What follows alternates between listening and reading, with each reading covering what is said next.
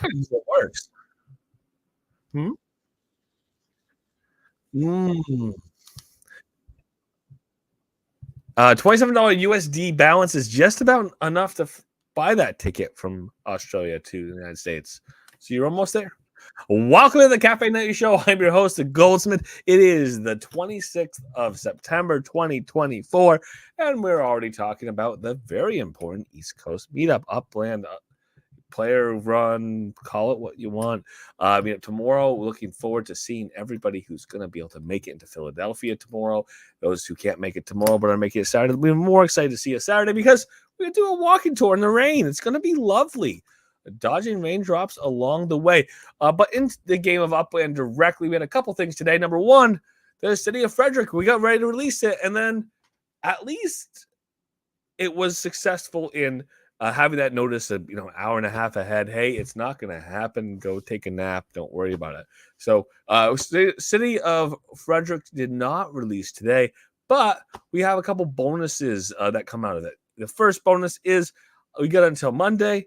Second bonus is we get a stress test with prizes, and the prizes include Sparklet, 1,800, 1,000 Sparklet, 800 Sparklet, 600 Sparklet, 400 Sparklet, 200 Sparklet. Sounds about right. Where there's different prizes along the way for participating. Again, like a entry and a win type situation, which we've had in the past.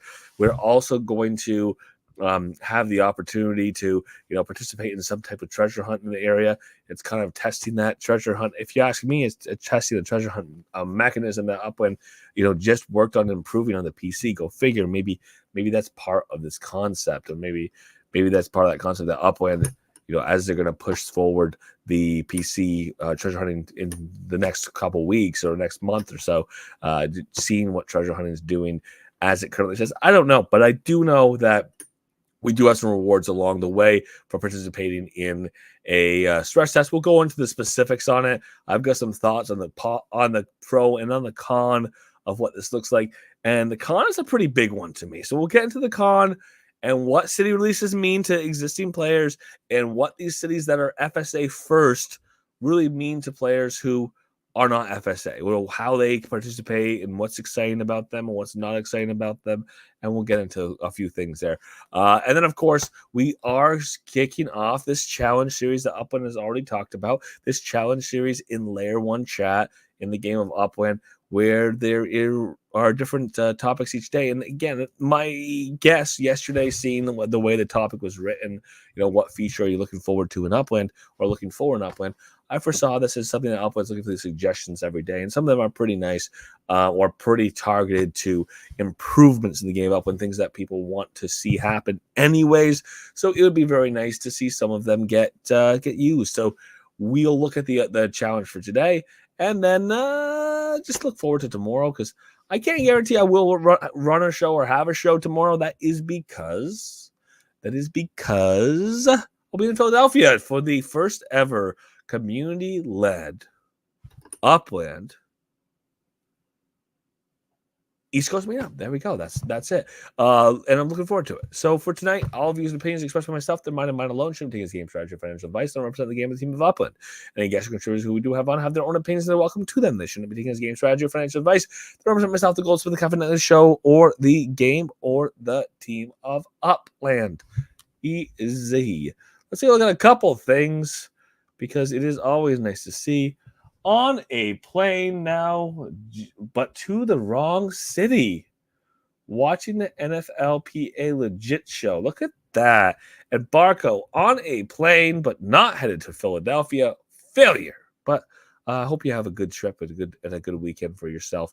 But we'll kick it off here. Let's go take a look at those announcements today. Again, the Frederick announcement was kind of interesting in that it was a little layered. First and foremost, in order to stop people from, trying to get ready to mint and then not being able to do so, at about, I'm going to backtrack my time here, 7:34. Oh, let's go with that. About 7:30 plus or minus Pacific time, we had an announcement that, hey, we're no longer going to be able to do Frederick today. Concerns are issues or potential issues with the regularity of the minting or the ability for the minting to go through smoothly. So we are going to postpone it. And again, that is the right thing to do. I would rather have a postponed launch than a launch that makes it almost impossible for people to mint anything. A city release that has one or two people be able to mint everything in the city, and then the rest of the people be unable to access or use the game of Upland for an hour, which we've seen in the past. A release that ultimately just takes forever to load. You can actually mint stuff, but it takes forever for that to happen. There's a bunch of iterations of poor releases that have happened in the past, and it is a good thing. It's a good thing when we can cut some of those off at the pass.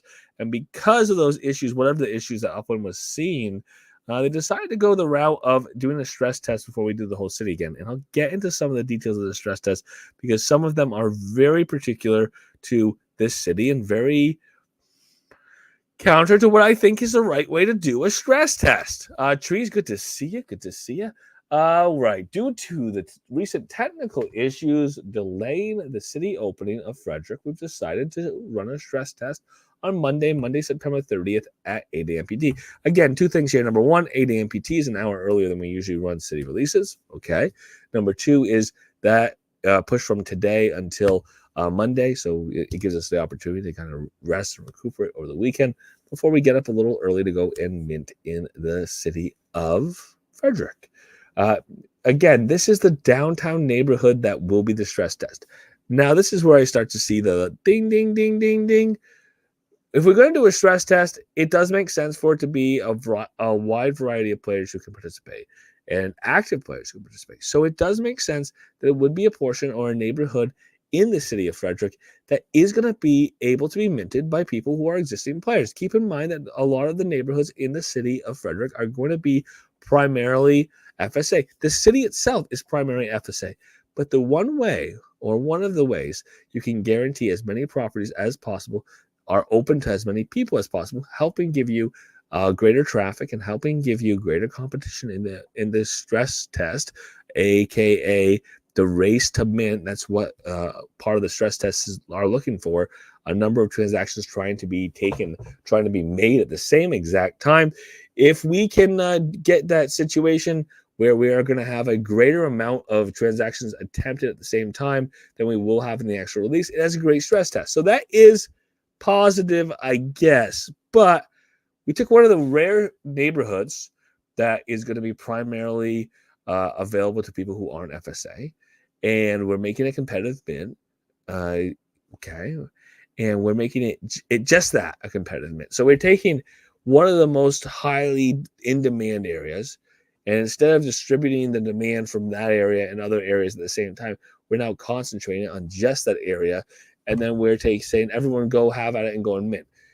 Granted, that would be a good way to stress the system as much as possible, but it also means that people who were going to mint and a lot of the people who aren't going to be FSA status, who are looking at the fun and the excitement of minting, it's going to take away some of the fun and excitement of minting by concentrating the opportunity, which is going to theoretically mean less people are victors, less people will win the reward. And then when we go and have the full city, it's the same thing where there's less opportunities or options for people to go and mint into certain areas. Therefore, there are the same amount of people potentially competing for fewer properties, because the people who will participate in this, this quick, relatively quick, I expect it to run through pretty fast, this quick stress test, they're going to be the same people who are going to participate in Frederick when it releases. And again, it just makes both of those contests that much more difficult, that much more competitive, and it potentially takes the incentive, or a lot of the incentive, from people to participate in the whole city release or this portion of the city release after the stress test, because the properties they were most interested in went during the stress test. So maybe don't take the most interesting neighborhood in the city and then just make it a stress test. It would keep people's excitement up for the city itself, which again is the goal of a city release. Part of the goal, anyways, is to have some excitement, to have some activity, to have some gamification in that original release of the city. But we do have some details, so let's take a look at them. Again, there are going to be opportunities to win prizes along the way. During the stress test, you'll have opportunities to earn and claim treasures. You're going to have the ability to mint properties and get rewards for those properties. And what you're doing is earning a chance to win up to 1,000 Spark. And as I said before, 1,800, 600, I think the denominations are something like that. There are multiple prizes and there's multiple draws, and that is exciting. And that stress test incentive is going to further concentrate that demand. The grand prize is 1,000 Sparklet. Second prize is 800 Sparklet. Third prize 600. Fourth prize 400, and fifth prize 200. I think I almost got those right the first time up. Check out the full details here. Here's the link. Thank you, and here's that little link down there. Let's take a quick peek. There are a couple things that were changed. Obviously, up front, we do this editorial note. The main announcement was talking all about a city release today, the 26th of September. Obviously, that's been postponed. Unfortunately, due to some technical issues, we need to postpone the release until Monday the 30th of September, 9 a.m. PT. A stress test will precede the opening. See details at the bottom of the announcement. Again, the most interesting part of the city that gets minted out, and then if you're available at 9 o'clock, that most interesting part of the city, or for many people in downtown, is not going to be there, but you get a second crack at the limited number of properties that are left. We've seen all this. This is the same language as the announcement we saw yesterday. There's a portion of the city of Frederick, and this is the same map we looked at yesterday. Reminder is it's 80% FSA, but the downtown region is going to be mostly or very, very many of those properties are going to be available for all players, and we'll get into why. Send fees 5, 25, 10. Again, 5 is the low, 10 is the standard or the default, 25 is the high. About 26,000 overall properties available, with 80% of those being FSA. That's going to put us around 5,000 properties that are going to be available. Yeah, about that. About 5,000 properties that are going to be available to the majority of players. So it is what it is. There's 13 neighborhoods total available. And of those 13 neighborhoods, there are a total of 6 collections. One of the collections is a standard Frederick, so technically 5 collections in specific areas. One of them is just for anyone who owns 3 properties or more in the city of Frederick. There's, again, the 5 additional collections. There is a 3-property collection in the neighborhood of Baker Park. There is a 3-property collection available in the downtown neighborhood. Again, limited. So limited in Baker Park, limited in downtown. Downtown, we expect, again, this is assumptions, expect to have higher UPX per UP2 minting, may or may not, but we expect it to have a higher UPX per UP2 minting. There's a slight multiplier because it's a limited collection. That's kind of why we're foreseeing that more of those properties in the downtown area are going to be available for non-FSA players than are available for non-FSA players in other neighborhoods. Again, the concept is 80% overall for the city, for the portion of the city being released, are going to be FSA bound or FSA locked. But keep in mind that doesn't mean every neighborhood is the same percentage, that 80 and 20%, because there are some areas that are more expensive. The more expensive areas are less likely to be FSA tagged, because if we hit a certain threshold, we have to have those players or those properties available for players who have larger accounts, because it's really hard if you have a small account to afford to buy a little more expensive properties. Go figure. We have additional neighborhoods here coming down the pipe. We have 2 exclusives. We have 3-property collection for North and South Market Street. That's an exclusive. And then we have 3 properties on either East Patrick or West Patrick Street. That's exclusive. There is a rare, own 3 properties on Carroll Parkway. 3 notes. There's a Carroll Street and there's a Carroll Parkway. That's 1 note here on the collections. Number 2 is this is a standard release. That is a standard collection release. That means that there aren't hidden collections.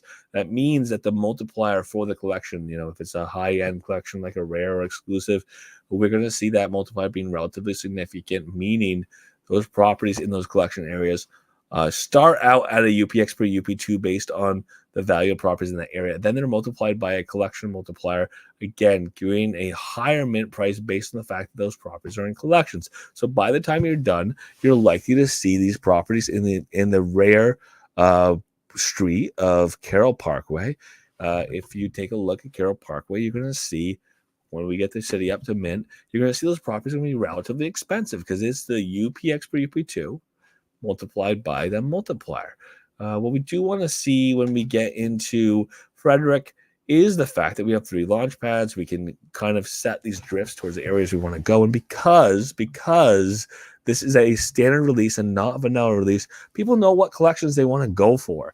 There is a value to having rare collections. So people are going to try to get out there.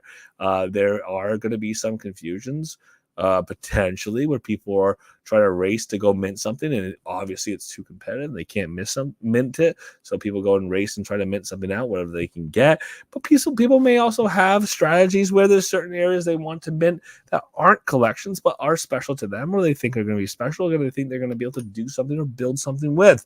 So there's going to be multiple strategies. That's why there's 3 different properties to kind of set your drift and head in the direction you want to be. 126 South Carroll Street, 242 Bishop's Glen Drive, and 1803 Lawnview Drive are the 3 launch pad landing properties to get people started in the city of Frederick. Landmarks. There are 4 landmarks. We'll see those released later on down the line. The terminal sale was meant to happen after the city release.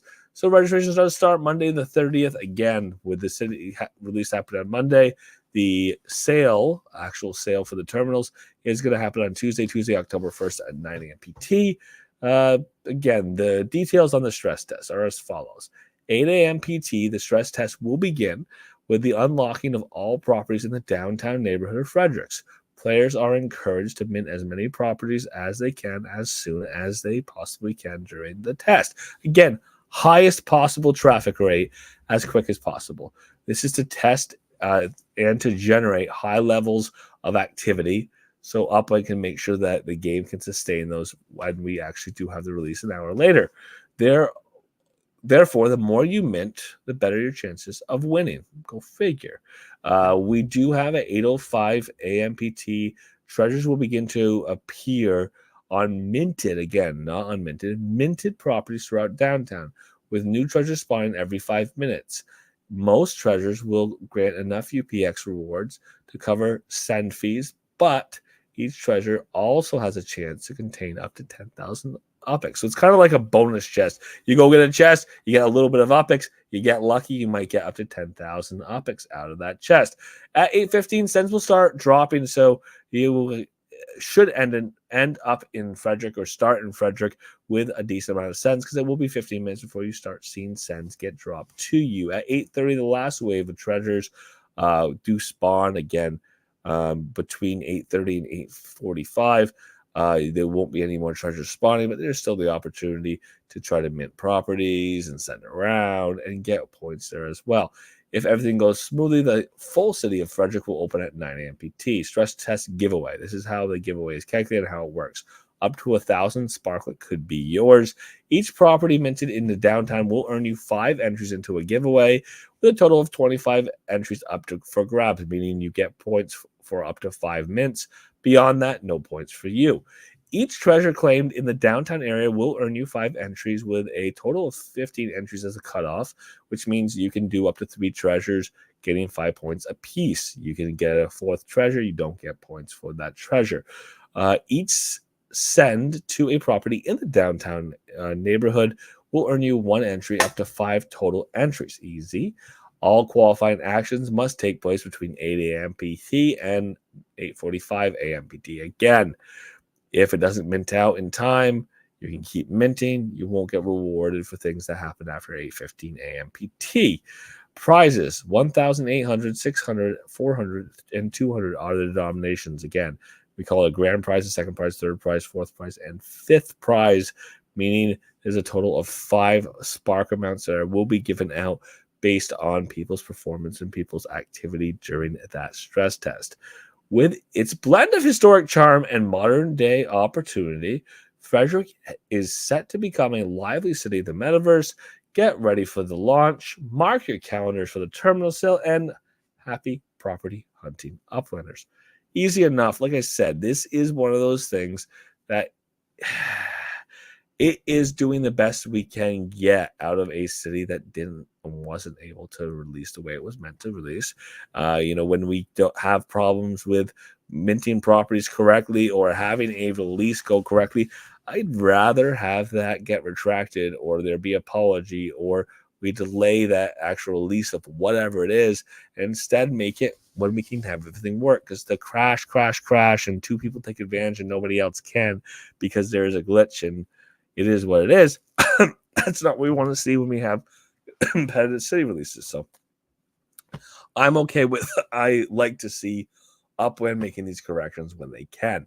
The other thing that I do want to put out here is ultimately, yes, they did have to choose a neighborhood that was going to be at least partially mixed, at least a better mix than 20% non-FSA and 80% FSA if they wanted the competitive mint to be successful. So they chose downtown, like I said, higher mint prices overall with the collection multiplier for being a limited collection.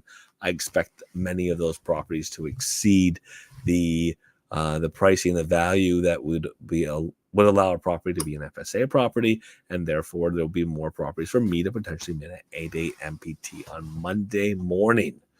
We will continue to see city releases of the game of Upland. We hope they run smoothly. These stress tests help us to have more smooth releases in subsequent releases, and that's why we have them in the first place. All right, let's take a look at this. This is pretty cool. The New Orleans exclusive structure alert. These exclusive structures, we've seen this in many other cities where you can make a certain structure, a certain city, a certain neighborhood for a certain period of time, and this is no different. Keep in mind there still is a fingerprint reward or blueprint that's out there. There is still a fingerprint badge, there's the word, out there, and you can earn it. You can earn it by having 30 different structures built in the game of Upland, and it's nice to have these limited time properties out there because they help do that checkbox along the way. And the other thing, all these structures, these limited structures, is they market time in the game of Upland. They're limited in how many overall get built. They're kind of fun. They're kind of fun for everybody, and I really like them myself. We're excited to be able to reveal a brand new exclusive construction available only in New Orleans for the next week, aka if you miss it next week, you miss the opportunity to get this started. You do have to start it during the following week or this upcoming week, but you do not need to finish it then. So keep that in mind. Whether you're already participating in the Road to the Big Game Challenge or you haven't yet started anything in New Orleans yet, this is your to build something truly great, introducing the New Orleans Cottage. And this is an interesting concept. I'll circle back to it. A unique structure that brings the charm and the signature architecture style of the Crescent City to Upland. Available construction starts on Friday the 27th at 9 a.m. PT. That happens to be tomorrow. The construction period, the time to start the structure, ends at, I should say, the last day you could do it, is going to be the 4th of October. That's next Friday. And then the time of cutoff is 9 a.m. PT. Don't miss the limited time opportunity to leave your mark in New Orleans. So the reason why I want to put a pin in this is because this idea of a small property that's custom and specific to New Orleans, we've already had it. And that concept was Upland had the Masters Builders Challenge for New Orleans, and there was some things that were voted on, and then unfortunately we end up with a giant property, and I hate that. I've hated that in the past. It still bothers me when we have these Masters Builders contests and there's different size structures available, and the winner ends up being a property or a structure that there's very few properties that can build. People will have built big things. That's not a question. Sometimes it's easier to design big structures, and that's because we don't have to do as many tight angles. So maybe that was part of the motivation, or it was more the idea of, ooh, it's big. Look how big that is. Now I can make it more pretty because I can add more things to it. I don't know what the motivation was, but I do know that in a number of cities, they got the popular vote, and we didn't get the properties we needed. What we needed for structures for the properties we had was going to be structures that were more narrow and more short and more squat, that were going to fit in properties that we can't otherwise get other structures in. And then we did eventually get the micro house, But it's fun to get one that's specific to the city that fits into spots that wouldn't otherwise be fit into. And this is a good example of just that. This is the limit time structure. Again, we are calling this structure, what was the name they put it? The New Orleans Cottage. Okay, I'll take it. It's a relatively small structure, and we are looking forward to seeing it dot up the city of New Orleans. So it's going to be fun along the way. Now, a couple other things to touch on. Number one, make your way to Philly. I'll see you tomorrow. We're going to Dave and Buster's, 7 p.m. I'll be there until at least 11. Maybe it'll be later to carrying on that energy. We'll go to bed at night. No, you find your own place to sleep. Don't come sleep with me. But we'll go. You go find your place to sleep at night. You wake up in the morning, 11 a.m. in Philadelphia. We're gonna start a tour of the old city. We had to go see some places where Benjamin Franklin. Maybe he knocked around a bit. Places where George Washington was in the foundation of this country as the first president. Adams there, okay, hanging out, living his life, being the president of the United States. It's a lot of fun things in that portion of the world, and a lot of the areas, along the old city, those are national parks or maintained by National Park Service, which is kind of cool. Means that they are open. A lot of them are open for either walking by or tours or getting in, and some of those things are free because they are part of the National Park Service. So it is a really cool part of America to get into, and we're looking forward to doing it. We get to go up to the Rocky Steps. We get to see the Rocky statue. That's pretty cool. Again, that's more contemporary. That's less about the founding of the country, unless you think that Rocky founded the country, in which case, let's go see some history about the man who founded the country. And then finally, it is just a fun city for food. It's a fun food city. We get an opportunity on Saturday to explore some of that with the Reading Terminal Market. If you think Philly cheesesteaks are something that only comes from Pat's or Geno's, you can go to Pat's and Geno's. They're not too far from the area we're going to be in.